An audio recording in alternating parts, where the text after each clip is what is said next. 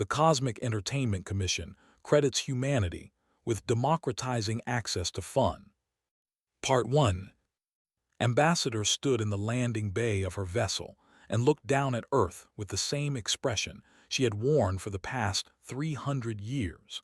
It was the look of someone who had seen everything the galaxy had to offer and found most of it disappointing. She was tall, even by the standards of her species, with skin that shimmered between blue and purple depending on the light. Her three eyes blinked in sequence as she reviewed the data tablet in her six-fingered hands. Earth was the species to join the galactic community, and that meant the Cosmic Entertainment Commission had to evaluate them. It was always the same. Every species thought they were special. Every species believed their art, their music, their games were unique and wonderful. And every time her team would sit through the same tired presentation. The species would show off their most expensive theaters, their most talented performers, their most exclusive entertainment venues. They would parade their greatest artists and musicians, all carefully selected and trained since childhood. Then the commission would nod politely, assign a rating and move on. Humans would be no different. "The delegation is ready to receive us," said her second evaluator. He was shorter and rounder than, covered in soft gray fur that rippled when he moved. "They have prepared a presentation." "Of course they have," said. She descended the ramp with her team of 12 evaluators following behind. Each represented a different aspect of entertainment: music, visual arts, performance, games, literature, and so on. Together they had evaluated 419 species over the centuries. The human delegation waited in a simple building near the landing site, noted the lack of grandeur with approval. At least they were not wasting time with excessive ceremony. The lead human was a woman with dark skin and short black hair, wearing plain clothes that looked more practical than decorative. "Welcome," the human said, bowing slightly. "My name is Dr. Sarah. I'm a cultural for humanity. We're honored to host the commission." "Return the bow." "Thank you. We are ready to begin the evaluation whenever you are prepared." Doctor smiled. It was a strange expression, showing teeth, but had learned that humans did this when they were happy.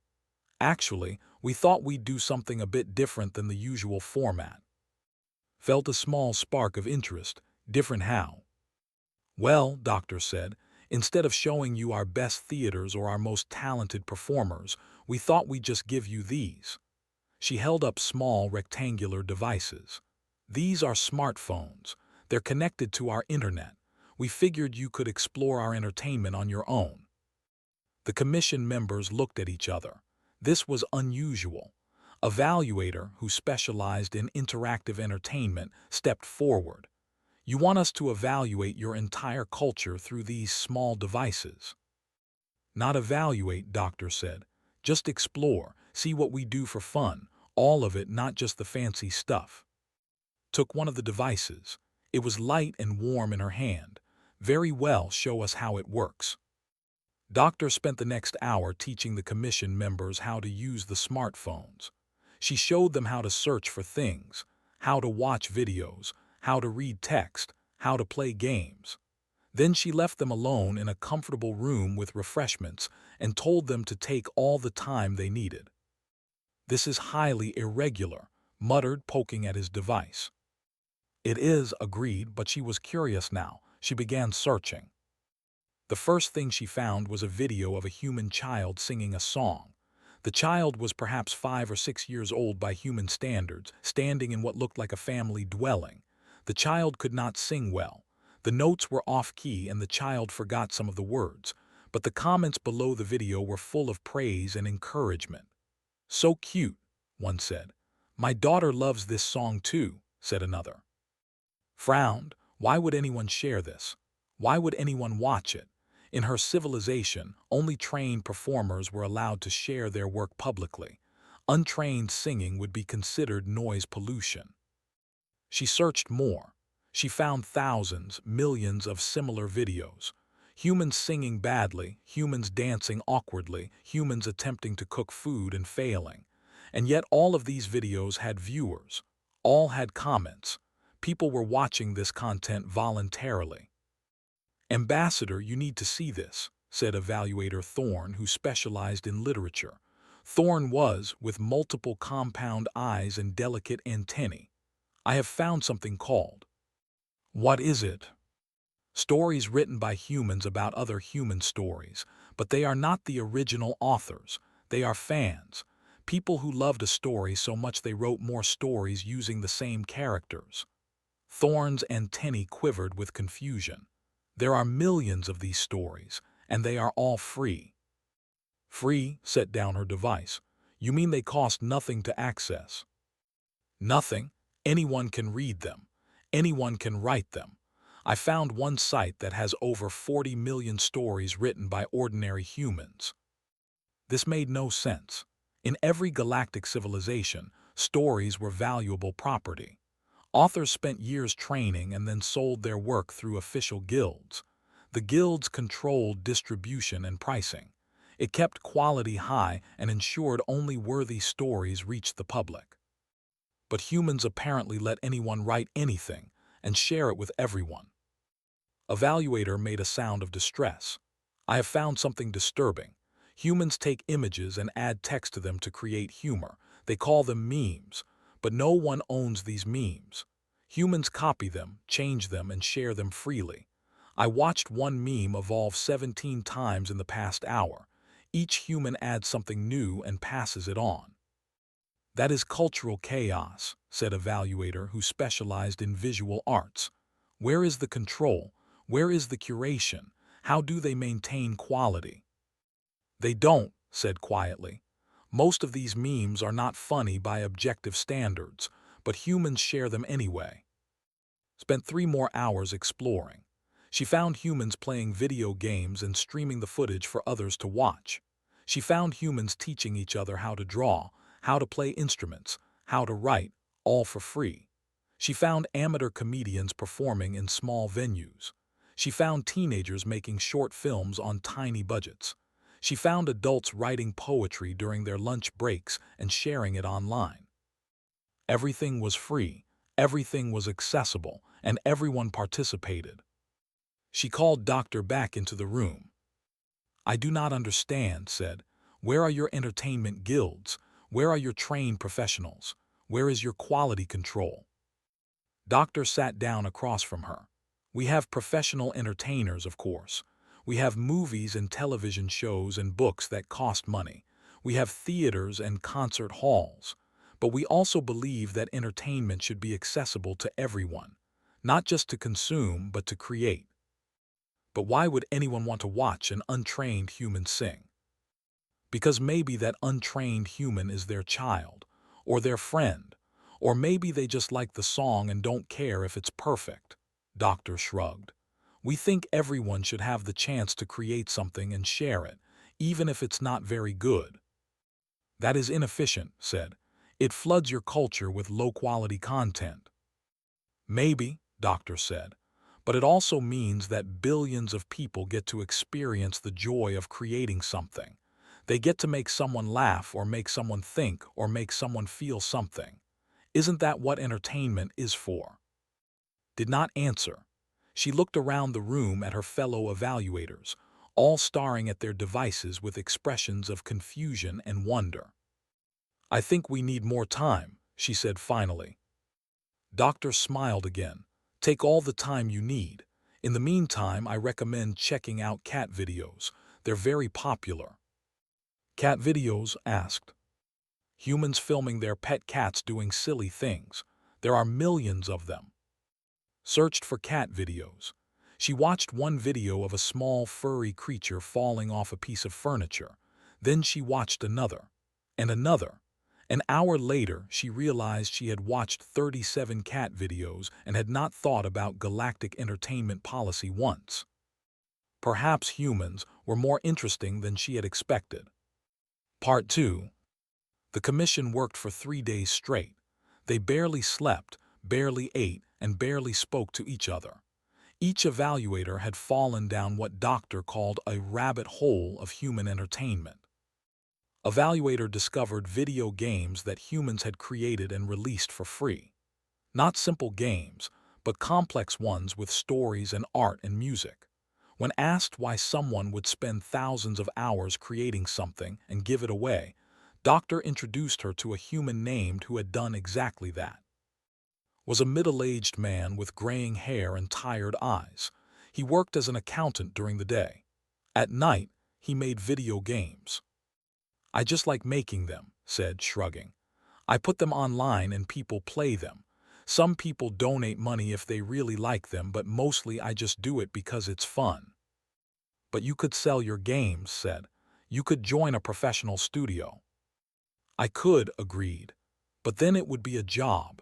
Right now it's just something I do because I want to, because I have an idea and I want to see if I can make it real. That's enough for me." Did not understand, but she thanked for his time and continued researching. She found millions of humans like people who created things not for money or fame, but simply because they enjoyed creating. Evaluator Thorne became obsessed with human storytelling. Thorne had read hundreds of the free stories humans wrote and shared online. Some were terrible, with poor grammar and weak plots, but others were genuinely moving.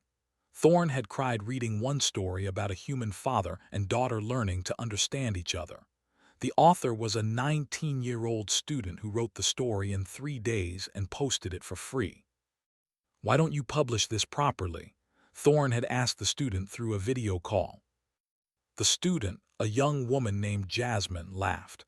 "Maybe someday, but right now I just want to write stories and have people read them. The comments I get from readers mean more to me than money would." Thorne did not understand that either, but it made something shift in Thorne's thinking. In Thorne's civilization, only stories approved by the Literature Guild could be shared publicly. It took years of training to even apply to the guild. Most beings never wrote a single story in their lives because they knew they would never be good enough to publish. But humans wrote anyway. Billions of them. Most would never be professional writers. Most would never make money from their stories. But they wrote because they had something to say and because other humans wanted to read it. Evaluator focused on human humor. The memes, as humans called them, were endlessly fascinating. Watched as a simple image of a cat spread across human networks. First, one human added text. Then another human changed the text. Then another human changed the image. Within a day, there were thousands of variations, each slightly different, each making a slightly different joke. No one owned the original cat image. No one controlled how it spread. It was pure cultural chaos, and yet it worked. Humans seemed to delight in this chaos. They enjoyed remixing and resharing and adding their own twist to existing jokes.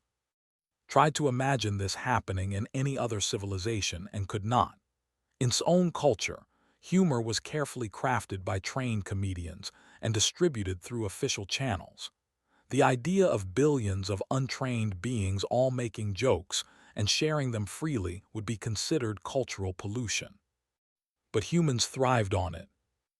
Ambassador spent her time observing human community activities. She attended what humans called an open mic night at a small venue in a human city. Humans took turns walking onto a small stage and performing. Some sang, some told jokes, some read poetry, some played instruments. Most were not very skilled. Some were actively bad, but the audience cheered for everyone. They clapped and encouraged even the performers who forgot their words or played wrong notes. "Why do they do this?" asked the human sitting next to her. The human, an older man with white hair, smiled. "Because it takes courage to get up there. Because everyone deserves a chance. Because maybe this is someone's first time performing, and if we're kind to them, maybe they'll keep doing it and get better. But it would be more efficient to only allow skilled performers on stage." The man shook his head. "Then how would anyone learn? How would anyone discover they have a talent? You can't get skilled without practice, and you can't practice performing without an audience. So we give everyone a chance." Thought about this.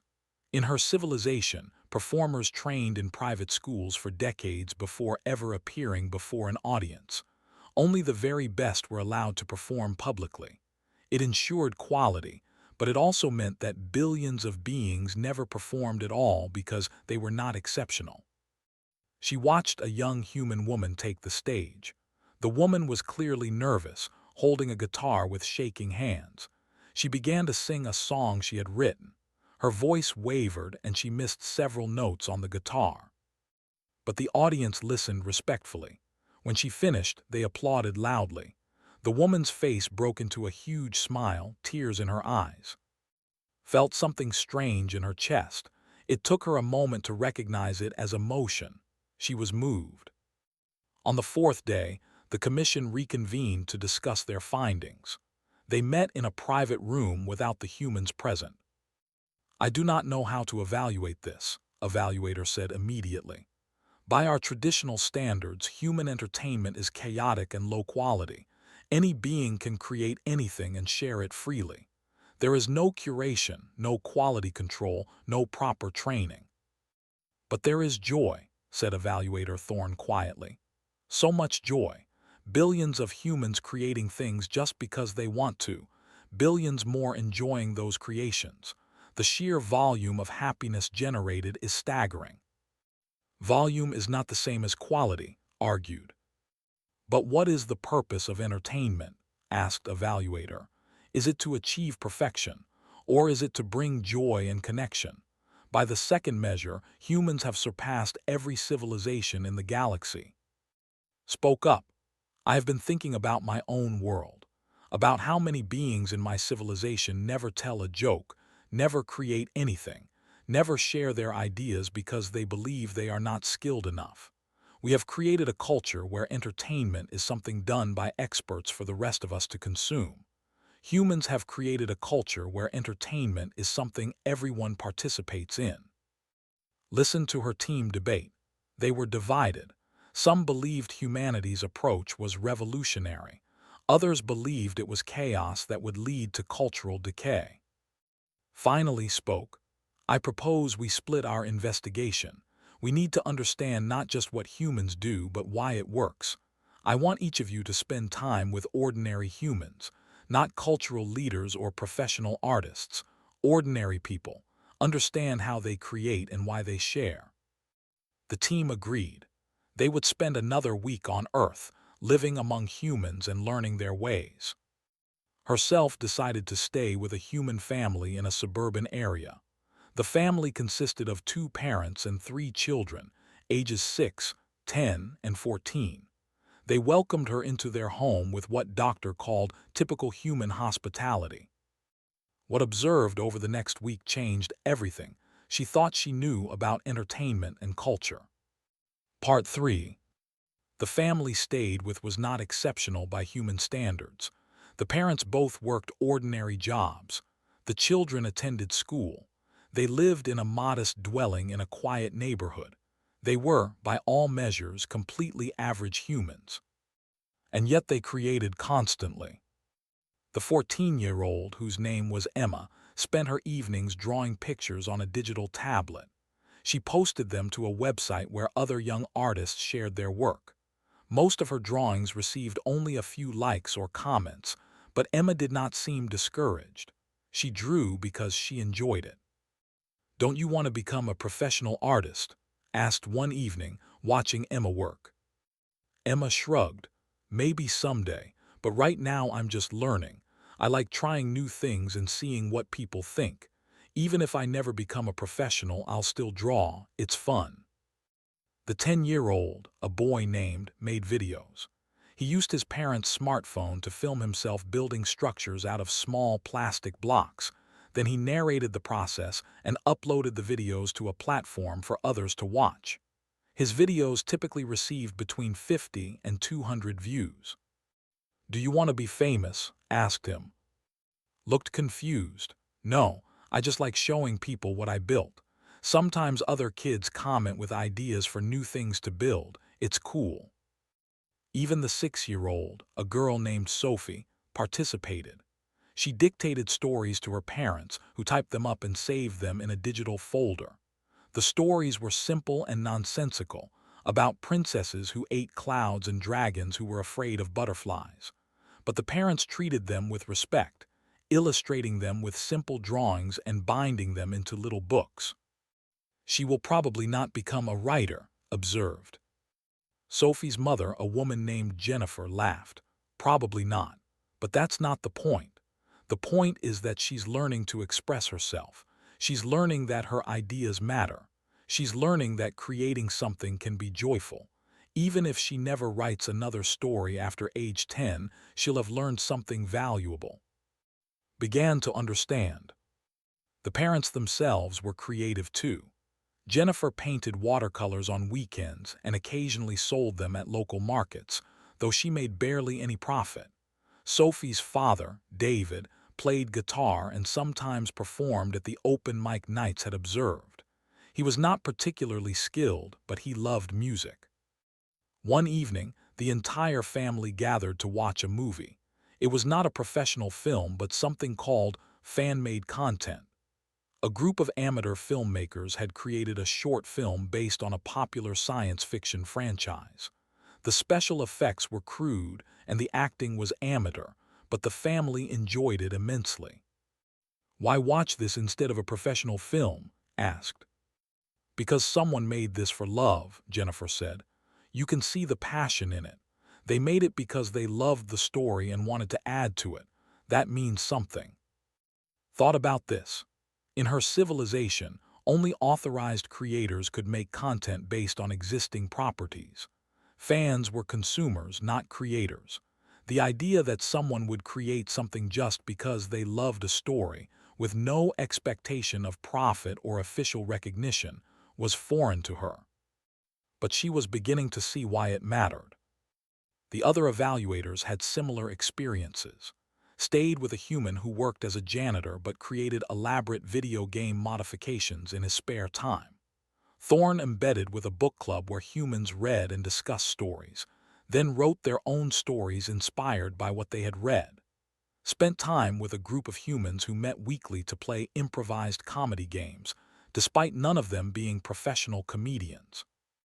When the commission reconvened after the second week, everyone had something to share. "I believe I understand now," evaluator Thorne said. "In our civilizations, we have divided beings into two categories, creators and consumers. The creators are the talented few who make entertainment. The consumers are everyone else. This is efficient and maintains quality, but it also means most beings never experience the joy of creating something themselves." Humans have rejected this division, continued. They believe everyone can be a creator. Most humans will never be professionals, but they create anyway. They write, they draw, they make videos, they compose music, they tell jokes. And other humans enjoy these creations, not because they are perfect, but because they are genuine. Added, and by making creation accessible and distribution free, humans have built a culture of participation rather than consumption. Entertainment is not something that happens to them. It is something they do together. Evaluator, who had been the most skeptical, spoke last. "I spent time with human children. I watch them create constantly. They draw pictures, they make up songs, they put on little plays for their parents. And their parents encourage this, even though the children have no talent. I asked one parent why, and she said something that stayed with me. She said, 'I don't care if my daughter becomes an artist. I care that she knows she can create beauty if she wants to.'" The room was quiet for a moment. "Humans have democratized fun itself," said finally. "They have removed the barriers between creators and consumers. They have made creation a right, not a privilege. And in doing so, they have generated more joy, more connection, more cultural vitality than any civilization we have evaluated." But the quality started. "The quality is irrelevant," interrupted. "Or rather, quality is only one measure of value. Humans have discovered that participation, accessibility, and joy are equally valuable. A child's crude drawing brings happiness to that child and their family. A teenager's amateur video connects them with other teenagers. An adult's simple song expresses something they needed to express. These things have value, even if they are not masterworks. She looked around at her team. I believe we need to recognize what humans have achieved. They have not created the best entertainment in the galaxy, but they have created a system where everyone can participate in creating entertainment. That is revolutionary. The Commission voted unanimously to award humanity the highest commendation, not for excellence in entertainment, but for democratizing access to fun. When they presented their findings to Doctor and the human delegation, the humans seemed confused. "We don't understand," Doctor said. "You're giving us an award for being average." "No," said. "We are giving you an award for proving that everyone deserves the chance to create, regardless of skill, for showing that entertainment is not about perfection, but about connection and joy, for teaching us that we have been gatekeeping creativity for no good reason." Doctor smiled. "So what happens now?" "Now we return to our worlds and share what we have learned, and we hope that other civilizations will follow your example." "What do you want in return?" Doctor asked. "Technology, resources, trade agreements." Blinked all three eyes in sequence. "In return." "For teaching us this lesson, for sharing your cultural innovation." Doctor laughed, that strange human expression of joy. "We don't want anything in return. We're just happy you learned something. If other civilizations want to make creation more accessible, that makes us happy. That's enough." This response, more than anything else, convinced that humans were truly unique. They had revolutionized the concept of entertainment and were willing to share that revolution freely with the entire galaxy. As the Commission prepared to depart Earth, asked one final question. "Why? Why do you share everything so freely? Why do you allow everyone to create, even if they are not talented?" Doctor thought for a moment. "Because life is hard. Because everyone deserves moments of joy. Because creating something, even something small and imperfect, makes people feel less alone. Because we believe that everyone has something to share, even if it's just a silly video of their cat." She handed a small data drive. "We loaded this with some of our favorite things. Memes, videos, amateur art, fan stories, all of it. Share it with your people. Make them smile." Took the drive carefully. "Thank you." "No, thank you," Doctor said, "for seeing the value in what we do. A lot of species just think we're weird." "You are weird," agreed, "but perhaps the galaxy needs more weirdness." As the Commission's ship lifted off from Earth, sat in her quarters and opened the data drive. The first file was a video of a small cat falling off a table, set to dramatic music. Despite herself, made a sound that was very close to a laugh. She watched the video again, then she it and sent it to Evaluator with a message. "I think I understand humans now." Responded immediately. "I just sent you 3 cat videos. I am addicted." Within an hour, the entire Commission was sharing cat videos and memes with each other. They laughed, they commented, they created their own variations. For the first time in 300 years, felt the pure, simple joy of creating something just for fun. Perhaps humans were not so strange after all, or perhaps the rest of the galaxy had forgotten how to be strange. Either way, knew the galaxy was about to change. Within a decade, she predicted, the first non-human memes would begin circulating through galactic networks. Within a century, the ancient entertainment guilds would begin to crumble as billions of beings discovered they did not need permission to create joy. And humanity, as Doctor would say, would just be happy that everyone was having a good time. Smiled, or at least made the expression her species used for contentment, and clicked on another cat video. She had a lot to learn about having fun.